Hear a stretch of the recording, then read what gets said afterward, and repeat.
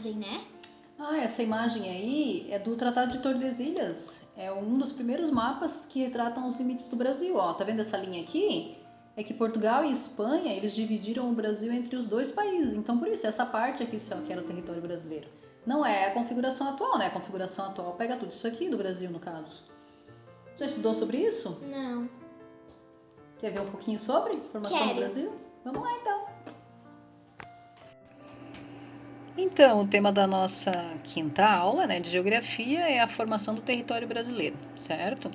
Aqui a professora trouxe para vocês para estampar um mapa, né, do mundo, mostrando mais ou menos onde ficava a linha do Tratado de Tordesilhas, né, que foi firmada, né, entre Portugal e Espanha em 1494. Observem que a data do tratado ela é anterior ao descobrimento do Brasil.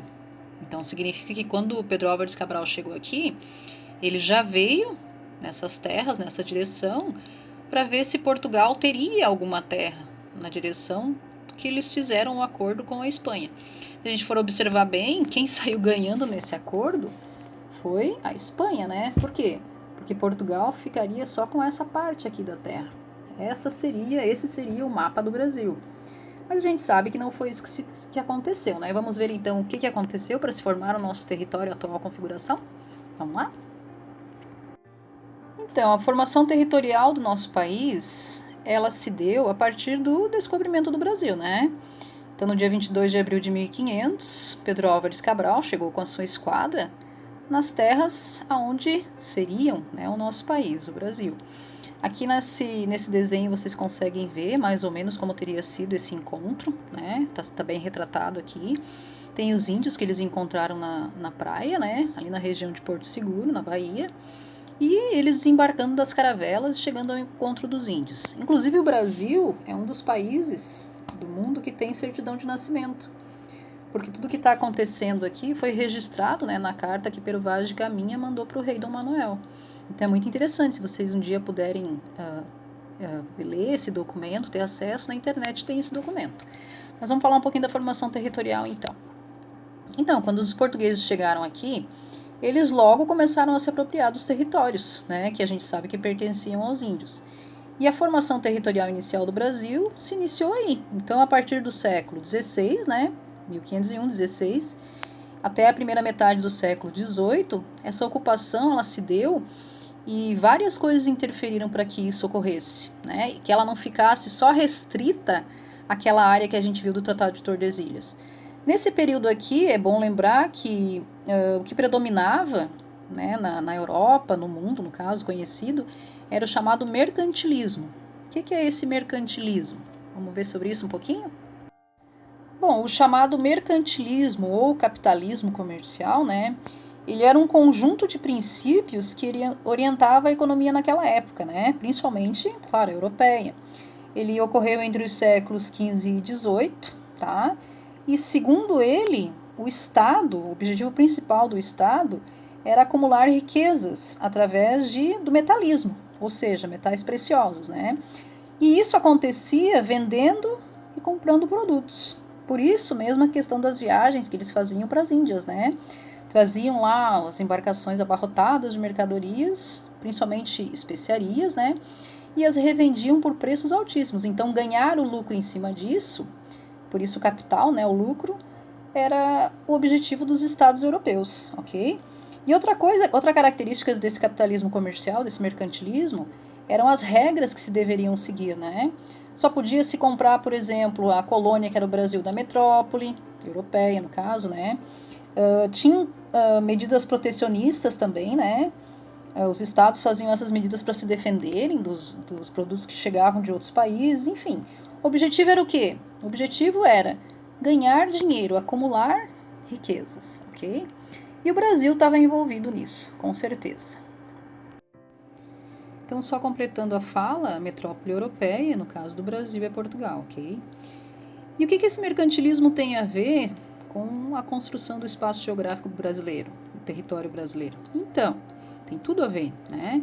Por quê? Porque como o mercantilismo, o objetivo principal é o lucro, né, o mercantilismo comercial, o Brasil foi visto como fonte de lucro, né? Se vocês puderem observar aqui no lado esquerdo, vocês estão vendo uma representação do Brasil, que foi feita naquela época, e analisem o que está acontecendo ali. Eles estão retratando vários índios, várias coisas que existiam no Brasil, e aparece os índios retirando a madeira, né? Então a primeira coisa, o primeiro produto que foi retirado daqui, que inclusive deu nome ao país, foi o pau-brasil, isso mesmo. Então os próprios índios retiravam essa madeira, né? No início, eles que entravam na mata, retiravam e levavam até o litoral para que os europeus levassem, colocassem esse pau-brasil nos navios e levassem para a Europa. O que era importante esse pau-brasil? Ali embaixo vocês têm uma figura mostrando do que era utilizado o pau-brasil. Na verdade, do meio do pau-brasil, do miolo, se extraía uma tinta de cor avermelhada. Então, ele era muito utilizado na Europa para tingir tecidos, ok?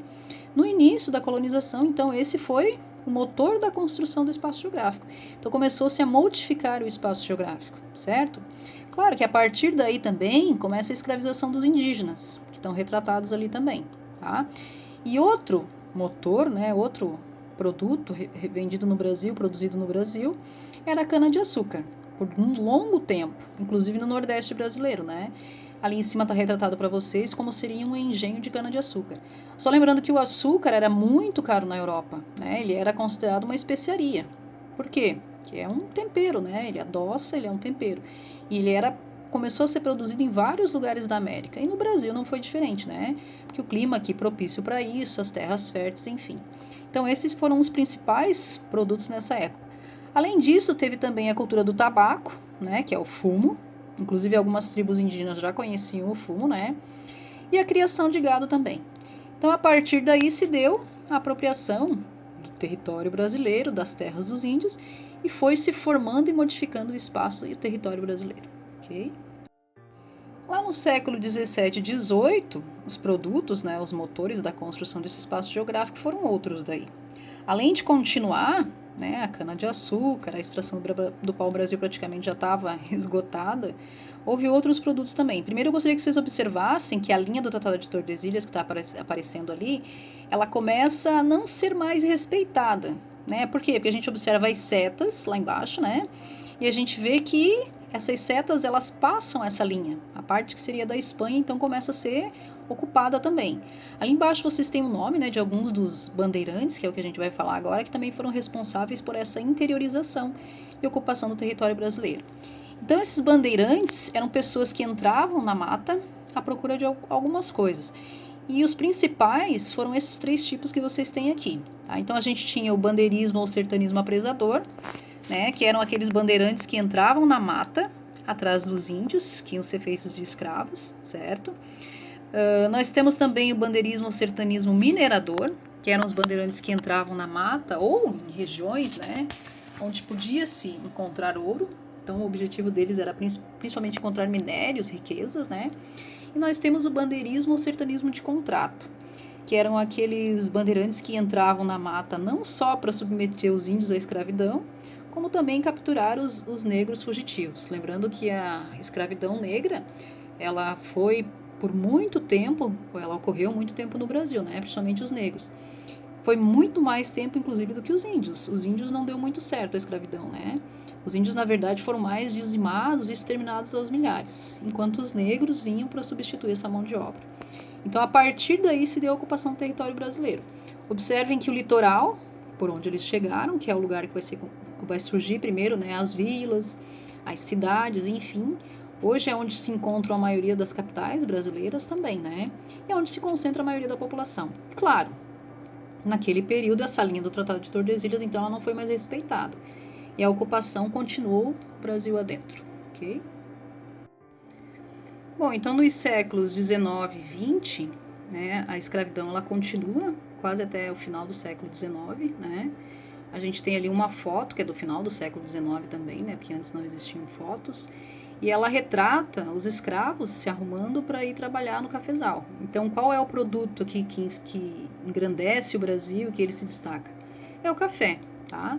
Só que nessa época aqui, aí a professora colocou lá embaixo, lembrando que em 1750, Portugal e Espanha assinaram o Tratado de Madrid, acertando as fronteiras entre as terras portuguesas e espanholas na América do Sul.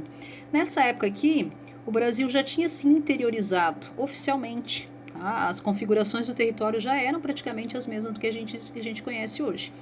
E ali vocês têm um outro produto que foi retirado da mata também, né?